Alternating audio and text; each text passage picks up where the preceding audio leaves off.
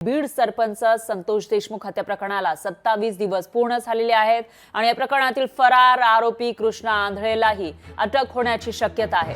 संतोष देशमुख हत्या प्रकरणामध्ये अटक करण्यात आलेल्या 3 आरोपींना 14 दिवसांची सीआयडी कोठडी सुनावण्यात आली आहे। सुदर्शन घुले, सुधीर सांगळे, सिद्धार्थ सोनवणे या तिघांना न्यायालयाने 18 जानेवारीपर्यंत कोठडी सुनावली आहे, तर फरार आरोपी कृष्णा आंधळेलाही अटक होण्याची शक्यता वर्तवली जाते। तर मागच्या महिन्यामध्ये डिसेंबरमध्ये 9 तारखेला संतोष देशमुख यांचं अपहरण करण्यात आलं होतं आणि त्यानंतर त्यांना निर्घृणपणे मारहाण करत त्यांची हत्या करण्यात आलेली होती। तेव्हापासून निषेध व्यक्त केला जात होता ठिकठिकाणी आणि संतोष देशमुख यांच्या मारेकऱ्यांना शिक्षा करा अशी मागणी केली जाते आणि अशातच आता जे आरोपी या गुन्ह्यामध्ये आहेत त्यांना अटक केल्याचं दिसतंय आणि एक आरोपी मात्र अजूनही फरार आहे, त्याला लवकरच अटक होऊ शकते अशी माहिती समोर आलेली आहे। दरम्यान 27 दिवस पूर्ण झाले आहे संतोष देशमुख यांच्या हत्येला। संतोष देशमुख यांच्या हत्येनं संपूर्ण महाराष्ट्र हादरलेला होता, कारण सरपंच पदावर असलेली एक व्यक्ती आणि त्या व्यक्तीचा पाठलाग करून आधी त्यांचं अपहरण करण्यात आलं, त्यानंतर त्यांची हत्या करण्यात आली होती आणि त्याच्यामुळे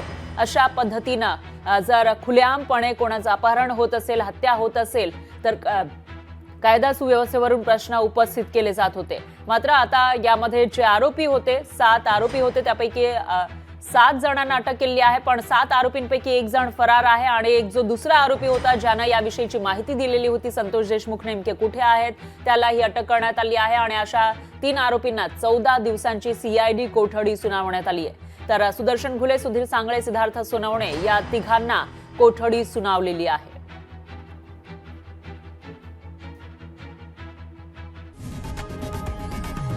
लोकशाही मराठी ऐका, पहा, जागरूक रहा।